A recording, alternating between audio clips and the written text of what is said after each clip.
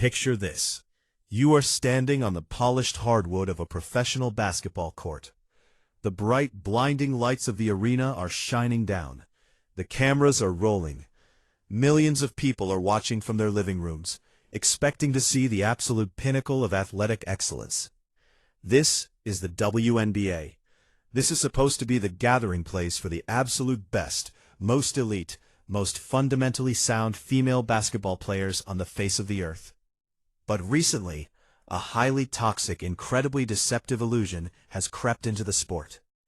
We are living in an era where mainstream media networks, desperate for clicks and engagement, have tried to blur the lines between actual, undeniable basketball talent and mere internet celebrity.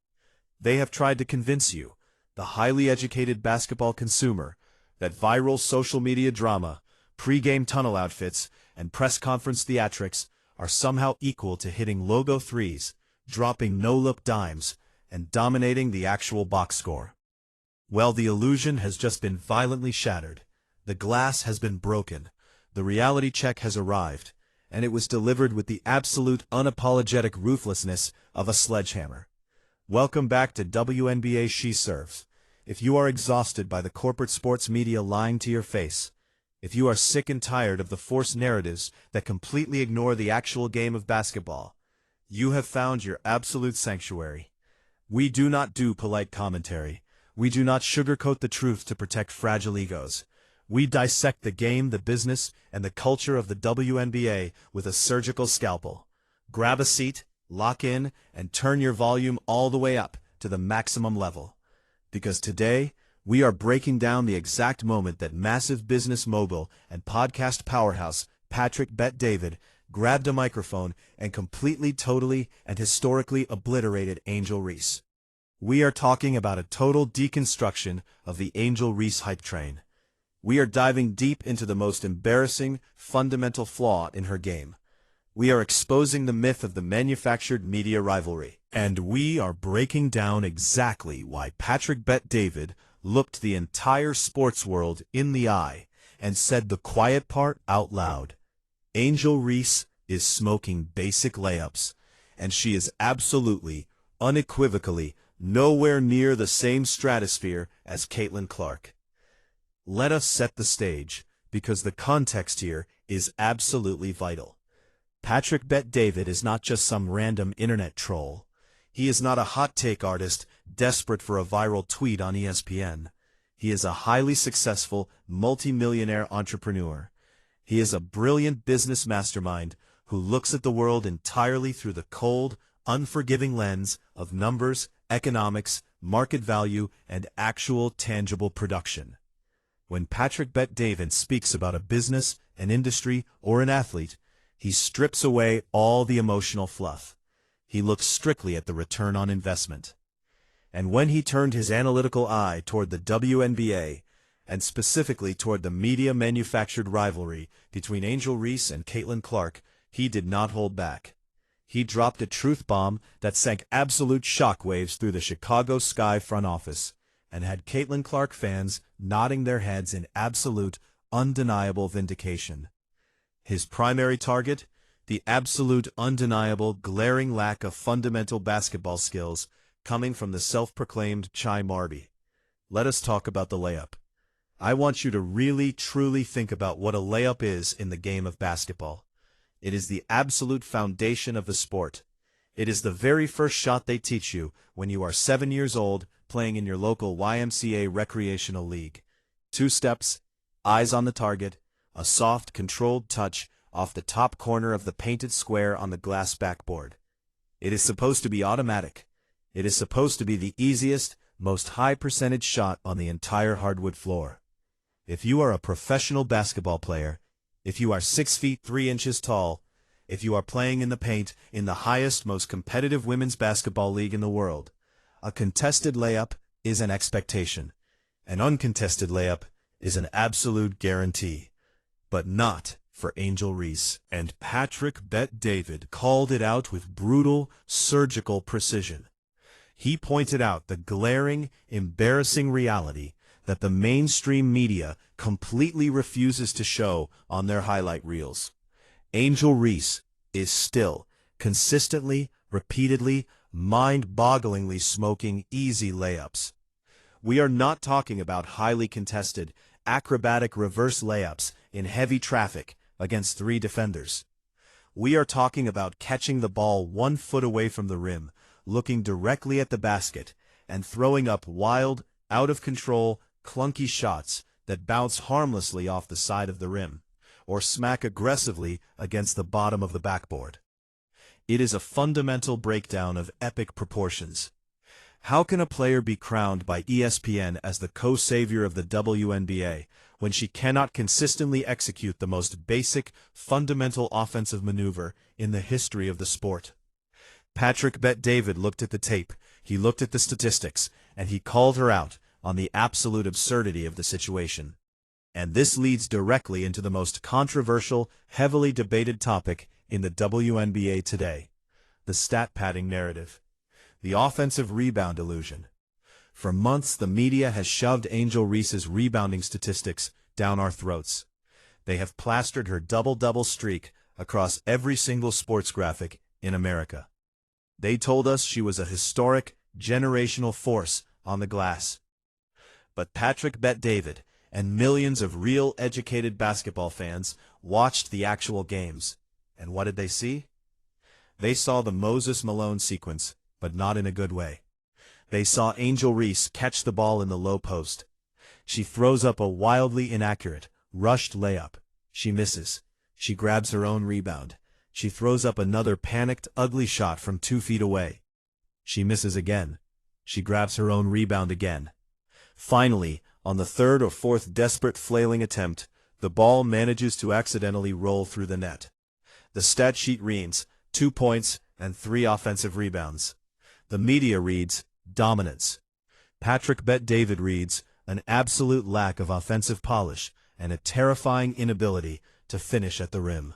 Are you truly an elite generational rebounder if half of your offensive boards are coming directly from your own smoked layups? If you actually made the first shot, the easy shot, the shot you are paid hundreds of thousands of dollars to make, those rebounding numbers would be cut entirely in half. It is a statistical illusion built entirely on a foundation of offensive incompetence. You cannot build a championship franchise around a post player who shoots under 42% from the field, when 95% of her shots are taken within 3 feet of the basket. It is mathematically impossible. In the modern game of basketball, efficiency is everything. If you are a big playing in the paint, you are expected to shoot 50, 55, even 60% from the floor. To be hovering around the low 40s while primarily shooting layups is an absolute, unmitigated disaster. And this is where Patrick Bet-David delivered the ultimate devastating knockout blow. He took this glaring lack of fundamental skill and juxtaposed it directly against the absolute supernova of talent that is Caitlin Clark. He looked right into the camera and completely destroyed the narrative that these two players are somehow equals. They are not equals. They are not in the same stratosphere. They do not even play the same sport. Caitlin Clark is playing 4-dimensional chess, and Angel Reese is struggling with checkers. Let us look at the contrast. Let us look at the reality of Caitlin Clark. While Angel Reese is fighting for her life to hit the backboard from 2 feet away, Caitlin Clark is stepping across the half-court line and launching 30-foot logo three-pointers with the effortless, silken stroke of a generational sniper. While Angel Reese is missing putbacks in a crowded paint, Caitlin Clark is threading the needle with no-look, behind-the-back, one-handed passes in transition that leave veteran defenders completely paralyzed with confusion. Caitlin Clark is the ultimate offensive engine. She is the system. She creates space where there is no space. She manipulates the entire geometry of the basketball court with her eyes. She forces opposing head coaches to tear up their defensive playbooks and desperately double-team her the exact second she steps out of the locker room tunnel. Her mere presence on the floor makes every single player wearing an Indiana Fever jersey significantly better. She elevates her teammates. She orchestrates the offense like a Hall of Fame maestro conducting a symphony. And what does Angel Reese do for the Chicago Sky offense? She clogs the paint. She demands the ball, and then she throws up a wild, low-percentage shot that immediately kills the momentum of the possession and leads to a fast break going the other way. Patrick Bet-David, being the brilliant business mind that he is, did not just stop at the basketball mechanics. He took his analysis straight to the boardroom. He looked at the underlying economics of the WNBA, and he completely obliterated Angel Reese's massive sense of entitlement. Right now, the WNBA Players Union is engaging in highly contentious, incredibly aggressive negotiations for a new collective bargaining agreement. The players want more money, they want higher salaries, they want a larger piece of the revenue pie. And Angel Reese has been one of the loudest, most entitled voices in the room. She has gone on podcasts, she has gone on social media, complaining about her salary, complaining about the league's charter flights, and demanding that the players be paid their true worth. She has even hinted at supporting a league-wide strike if their financial demands are not met. But Patrick Bet-David dropped the ultimate reality check. He looked at Angel Reese and basically said, "Who exactly do you think is generating the money you are demanding? It is not you, Angel. It is Caitlin Clark." Let us talk about the cold, hard, undisputed financial facts. When Caitlin Clark plays a basketball game, whether it's in Indianapolis, New York, Los Angeles, or Las Vegas, the arena is completely sold out. 18,000 people pack into the building, paying exorbitant, NBA-level premium prices just to watch her tie her shoes during warm-ups. When Caitlin Clark plays on national television, the ratings absolutely explode, breaking historical records that have stood for 3 decades. The networks are making millions in advertising revenue. The league is securing multi-billion-dollar broadcasting deals. Merchandise is flying off the shelves so fast that Nike and Fanatics literally cannot manufacture the jerseys quickly enough to meet the demand. Caitlin Clark is a walking, breathing, one-woman economic stimulus package. She is the golden goose. She is the sole reason the WNBA currently has any financial leverage whatsoever at the negotiation table with the television networks. And Angel Reese? She is simply riding the wave. She is a passenger on the Caitlin Clark cruise ship, sitting in first class, complaining to the staff that the complimentary champagne is not cold enough. Patrick Bet-David exposed the absolute hypocrisy of the situation. You have a player in Angel Reese who cannot execute a basic, fundamental basketball layup, demanding millions of dollars in salary increases, while completely failing to acknowledge that the only reason the WNBA bank account is currently overflowing is because a girl from Iowa is shooting the lights out of the gym. The lack of self-awareness is absolutely staggering, and Patrick Bet-David refused to let it slide. He called out the jealousy.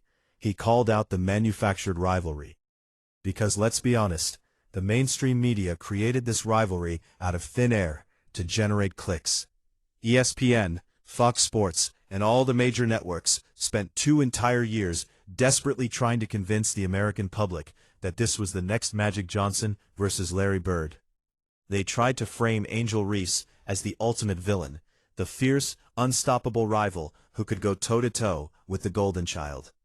But the rivalry only existed in the press conferences. It only existed on Twitter. It never actually existed on the basketball court. When you look at the raw, undeniable impact on the game of basketball, it is a complete mismatch. One player is fundamentally changing the way the game is played, shooting with limitless range and breaking rookie assist records. The other player is fighting a desperate war to maintain a 40% shooting average from inside the restricted area.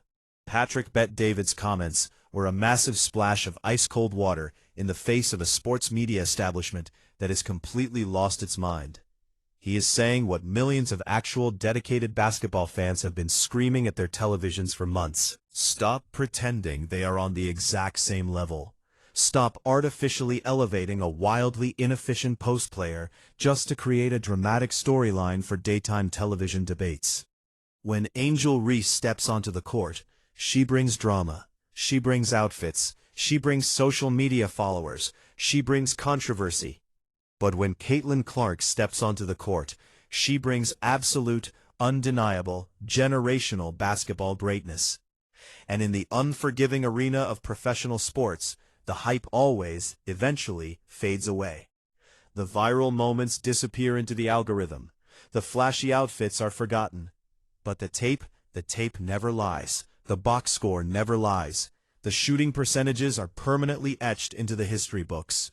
If Angel Reese truly wants to be considered a great player, if she truly wants to be mentioned in the exact same breath as Caitlin Clark, she needs to stop talking to the media. She needs to stop worrying about her brand, her podcasts, and her sponsorships. She needs to get into an empty gym, lock the doors, and shoot 10,000 basic fundamental layups until she can actually finish at the rim without looking like a panicked amateur. Because right now, Patrick Bet-David is completely 100% right. She is smoking layups, she is missing the easy ones, and she is absolutely, undeniably, not Caitlin Clark. This is WNBA She Serves. We are not here to protect egos. We are not here to push the corporate narratives. We are here to tell you the raw, unfiltered, brutal truth about the game we all love. If you appreciate this level of deep, uncompromising, high-energy basketball analysis, you know exactly what to do. Do not just sit there. Smash that like button right now to feed the algorithm and force YouTube to push the absolute truth to the masses. Hit that subscribe button and ring the notification bell to officially join the WNBA She Serve family. We are the fastest growing community of real basketball fans on the internet, and we want you on the front lines with us. And most importantly, I need to hear your voice. Drop your absolute brutally honest take in the comment section below. Was Patrick Bet-David completely spot on with his brutal assessment, or was he being too harsh on the sky forward? Is the stat padding narrative real, or are fans just looking for reasons to hate? And when it comes to the CBA negotiations, does Angel Reese have any right to make demands when Caitlin Clark is the one bringing in all the money? I want to read every single theory, every single opinion, and every single argument down below. Keep your eyes wide open, stay sharp, watch the tape, and never stop questioning the narrative. We will see you on the next massive breakdown.